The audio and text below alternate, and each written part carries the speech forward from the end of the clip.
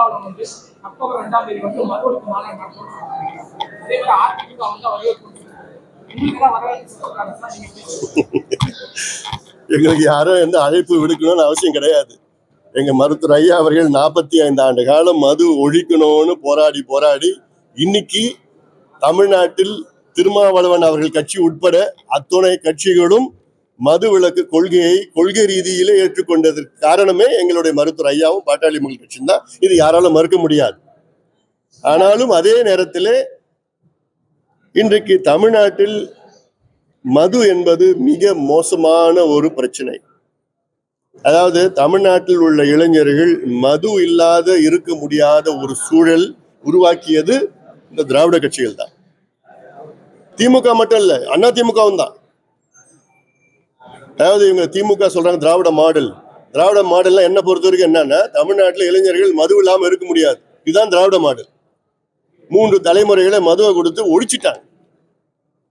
இப்போ 4வது தலைமுறை ஒழிக்க பாக்குறாங்க. அந்த அளவுக்கு இருக்கு இப்போ மது. இப்போ அது இன்னொன்னு, தமிழ்நாட்டுல பல சமுதாயங்கள் இருக்கு. இன்னைக்கு 2 பெரிய சமுதாயங்கள். ஒன்று வந்து பட்டியலின சமுதாயம், அடுத்தது வந்து வன்னியர் சமுதாயம். இந்த 2 பெரிய உழைக்கின்ற சமுதாயங்கள் இன்றைக்கு பாத்தீங்கன்னா மதுவுக்கு அடிமையா இருக்கு. அதற்கு காரணமே அரசாங்கம் தான். அதற்கு காரணமே இந்த திராவிட கட்சிகள் தான் காரணம், முழு காரணம். ஏன்னா இவங்க எவ்வளவு பாதிப்பு ஏற்படுகிறது என்று அதில் அவங்களுக்கு அந்த கவலையே கிடையாது. அவங்க நோக்கம் என்னன்னா, இந்த மதுவை கொடுத்து அவங்கள படிக்க வைக்காம, முன்னேறாம, உருப்படாம, முன்னேற்றம் அடையாம அப்படியே ஓட்டு வங்கியா வச்சுக்கணும், வாக்கு வங்கியா வச்சிருக்கணும்னா அதுதான் அவங்களோட எண்ணம். அதனால்தான் இந்த 2 பெரிய சமுதாயங்கள் மது இருந்து மது அடிமையிலிருந்து வெளியில வரணும். அதற்கு யார் வேணா போராடலாம். அது நாங்க வரவேற்போம். அது ஜாதியோ கட்சியோ மதம் இனம் எல்லாம் அப்பாற்பட்டது இந்த பிரச்சனை. இது தமிழ்நாட்டு வளர்ச்சி பிரச்சனை. இது அதாவது தமிழக அரசு மது விற்கல, மது திணிக்கிறது. ஒரு அரசு அமைச்சர் அவருடைய இலக்கு வச்சுட்டு இருக்கிறார். நீங்க இலக்கு வச்சா நீங்க வந்து கல்வி இன்னைக்கு 62% இருக்கு லிட்ரஸி ரேட். அது வந்து 72% கொண்டு வரணும். 10 வருஷத்துல 5 வருஷத்துல கொண்டு வரணும். அது டார்கெட் வைங்க. தடுப்பூசி எல்லா பிள்ளைங்களும் குழந்தைங்களும் 100% கவரேஜ், அது டார்கெட் வைங்க. இல்ல தொழில் முதலீடு வந்து அதிகப்படுத்தணும் டார்கெட் வைங்க. ஏன் மது விற்கணும்னு ஏன் ஒரு கேடு கட்ட டார்கெட் வைக்கிறீங்க? 50,000 கோடியில இருந்து 55,000 கோடி இன்னைக்கு இந்த ஆண்டு வரணும்னு இலக்கு வச்சுக்கிட்டு டார்கெட் வைக்கிறீங்க. இது கேடு கட்டத்தனம். அதெல்லாம் மது குடிக்கிறது தப்பு, அதெல்லாம் ஒரு விளம்பரப்படுத்தல. இப்போ தப்புன்னு சொல்லி அதை எதுக்கு ஒரு விளம்பரப்படுத்தி அதை டார்கெட் வைக்கிறீங்க? அதனால நிச்சயமாக வந்து இது மது ஒழிக்கப்பட வேண்டியது. அது மாற்று கருத்து கிடையாது. ஆனா இந்த மது விற்பனை நடக்கிறதுக்கு காரணமே திமுகவும் அண்ணா திமுகவும் தான். 2 கட்சிகள் தான் இதற்கு காரணம். இன்னும் மோசமா போயிட்டு இருக்கிற சூழல் இது. இன்னைக்கு தமிழ்நாட்டில் உள்ள திமுக அரசு சார்ந்த 2 நாடாளுமன்ற உறுப்பினர்கள் டாஸ்மார்க் விற்பனையில 40 விழுக்காடு அவங்களுடைய கம்பெனி சார்ந்த சாராயம் தான் டாஸ்மார்க்கு இவர்கள் விநியோகம் செய்கிறார்கள்.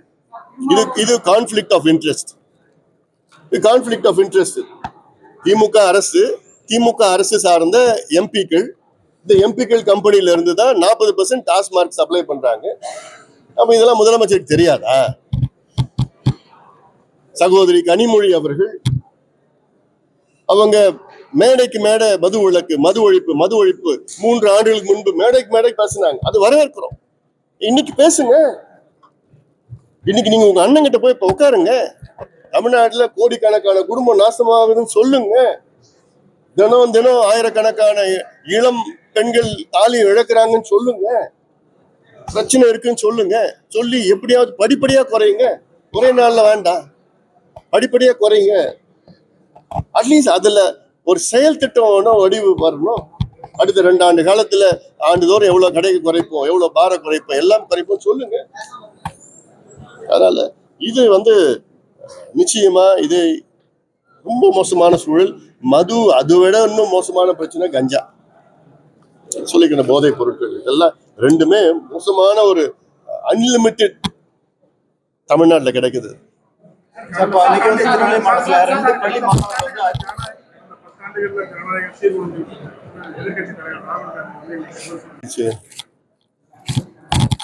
அது அவருடைய கருத்து.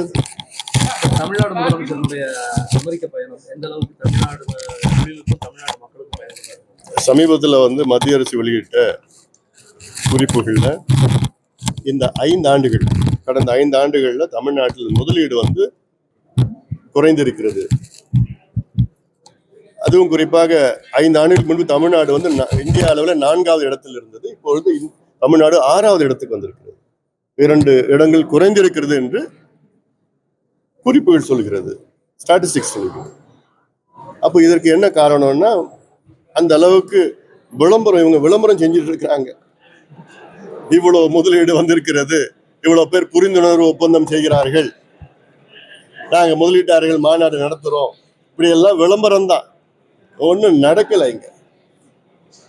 அப்படி விளம்பரத்துல, அதாவது இவங்க சொல்ற முதலீடு இவங்க 10 லட்சம் கோடின்னு சொல்றாங்க. 10 லட்சம் கோடி ஒப்பந்தம் போடப்பட்டிருக்கிறது.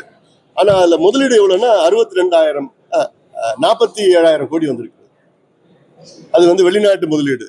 அதெல்லாம் உள்நாட்டு முதலீடு, அது இன்னும் ஒரு 29,000-30,000 கோடி அவ்வளவுதான். அப்போ 10 லட்சம் கோடி இல்ல, கிட்டத்தட்ட ஒரு 10% கூட இல்லை. அப்புறம் நீங்க என்ன விளம்பரப்படுத்துறீங்க? எங்க வேலை வாய்ப்பு இவ்வளவு லட்சம் பேருக்கு வந்துடுச்சு. என்ன லட்சம் பேருக்கு வந்துடுச்சு?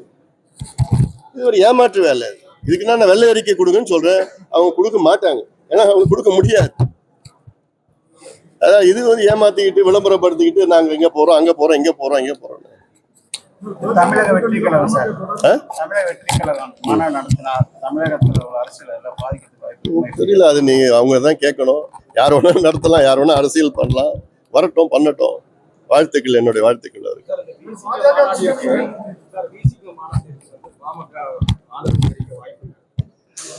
அதாவது மது ஒழிப்பு மாநாடோ மது ஒழிப்பு போராட்டமோ யார் நடத்தினாலும் நாங்க அதை ஆதரிப்போம்.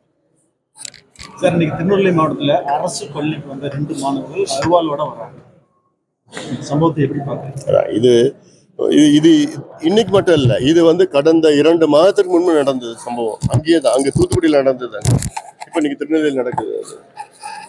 இந்த கலாச்சாரம் மோசமா போயிட்டு இருக்குது. இன்னைக்கு கூட நான் ஒரு பள்ளிக்கூடத்துல தான் போயிட்டு 100ஆண்டு விழா கொண்டாடிட்டு வந்திருக்கிறோம். அங்க நான் பிள்ளைங்களுக்கு சொன்னது என்ன, மது அருந்தாதீங்க, போதை பழக்கம் அது பிரச்சனை, நல்ல பழக்க ஒழுக்கங்களை ஆசிரியர்கள் கற்றுக் கொடுக்க வேண்டும், நீதி போதனை வகுப்புகள் நடத்தணும். மாரல் சயின்ஸ் கிளாஸ்ல அப்ப நாங்க படிச்ச காலத்துல இருந்தது. இல்லை அது அது ஏன்னா அதற்கு ஒரு காரணங்கள், ஆசிரியர்களும் ஒரு காரணம்.